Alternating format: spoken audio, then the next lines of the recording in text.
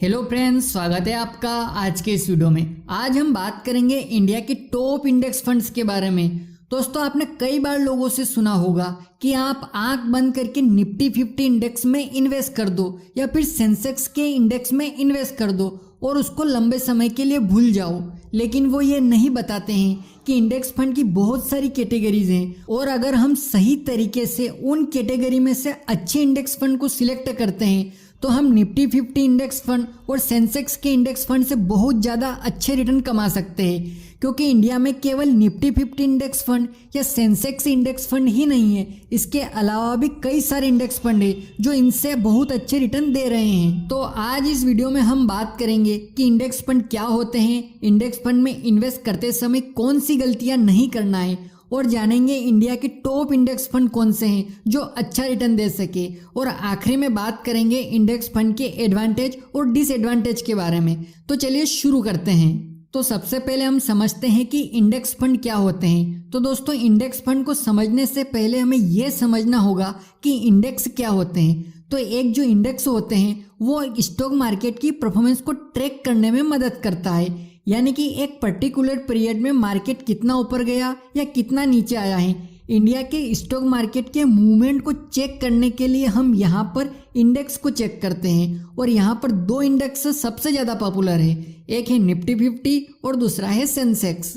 Nifty 50 NSC का index है जो इंडिया की टॉप 50 लिस्टेड कंपनियों की परफॉर्मेंस को बताता है, और सेंसेक्स जो कि बॉम्बे स्टॉक एक्सचेंज बीएसई का एक इंडेक्स है, ये इंडिया की टॉप 30 लिस्टेड कंपनियों की परफॉर्मेंस को बताता है। इसके अलावा और भी कई सारे इंडेक्स हैं जैसे कि Nifty small cap 250, bank Nifty, Nifty IT, Nifty 500, Nifty next 50, S&P BSE mid cap और भी कई सारे इंडेक्स स्टॉक मार्केट में होते हैं। तो अब आप समझ गए होंगे कि इंडेक्स क्या होते हैं। अब समझते हैं कि इंडेक्स फंड क्या होते हैं। तो दोस्तों, म्यूचुअल फंड में तो आपको पता ही है कि वहाँ एक फंड मैनेजर होता है जो अपने अनुभव के अनुसार फंड को मैनेज करता है और उसके लिए एक फीस चार्ज करता है, तो उसको एक्टिवली मैनेज फंड कहते हैं। लेकिन जो इंडेक्स फंड होते हैं वो पैसिवली मैनेज फंड होते हैं, क्योंकि यहाँ पर कोई फंड मैनेजर नहीं होता है जो इसको एक्टिवली मैनेज करे।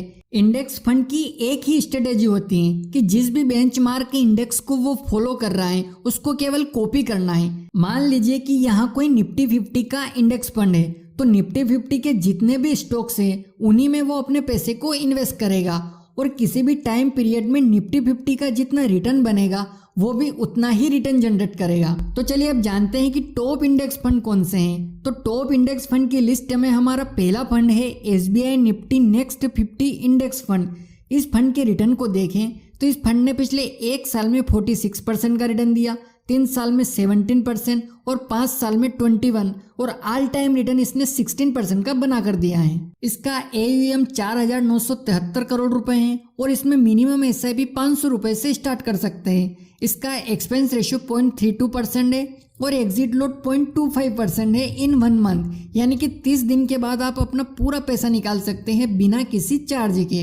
इसका 100% फंड इक्विटी में इन्वेस्ट होता है। इसकी टॉप होल्डिंग कंपनियों में Vedanta, Hindustan aeronautics, inter global aviation, Tata power और REC जैसी कंपनियां शामिल हैं। दोस्तों, निफ्टी नेक्स्ट 50 इंडेक्स का एक और फंड है जिसका नाम है UTI Nifty next 50 index fund. इस फंड का रिटर्न भी SBI Nifty next 50 index fund के समान ही है, क्योंकि इसमें भी वो सभी कंपनियां हैं जो उस फंड में शामिल है। तो आप दोनों में से किसी एक फंड में इन्वेस्ट करें। मैंने आपकी जानकारी के लिए दोनों के बारे में बताया है। दोस्तों, हमारा दूसरा इंडेक्स फंड है Motilal Oswal Nifty mid cap 150 index fund. इस इंडेक्स में स्टॉक मार्केट की मिड कैप कंपनियां होती हैं। इस इंडेक्स में स्टॉक मार्केट की मिड कैप कैटेगरी की कंपनियां होती है। Mid cap company small cap company के मुकाबले में कम रिस्की होती है और लार्ज कैप कंपनी के मुकाबले में यहाँ ज़्यादा ग्रोथ होने की पॉसिबिलिटी होती है। अब इस इंडेक्स फंड के रिटर्न को देखें तो इस फंड ने पिछले एक साल में 34% का रिटर्न दिया, 3 साल में 20% का रिटर्न और 5 साल में 30% का रिटर्न दिया है और ऑल टाइम रिटर्न इसने 28% का बना कर दिया है। इसका फंड साइज है 1,950 करोड़ रुपए और इसमें आप मिनिमम SIP 500 रुपए से स्टार्ट कर सकते हैं। इसका एक्सपेंस रेशियो देखें तो वो है 0.30% और एग्जिट लोड 1% का है, जो है कि 15 दिन के अंदर है, यानी कि 15 दिन के बाद अपना पूरा पैसा निकाल सकते हैं बिना किसी चार्ज के। इस फंड की टॉप होल्डिंग कंपनियों में Suzlon energy, max health care, the Indian hotels, persistent system और लुपिन शामिल हैं। दोस्तों हमारा तीसरा फंड है UTI Nifty 200 momentum 30 index fund. इस इंडेक्स में टॉप 30 स्टॉक्स को शामिल किया जाता है जो कि निफ्टी 200 का पार्ट होती हैं। इस फंड का 1 साल का रिटर्न 40%, 3 साल का रिटर्न 18% और इसके 5 साल का रिटर्न अवेलेबल नहीं है क्योंकि ये फंड 2021 में शुरू हुआ था।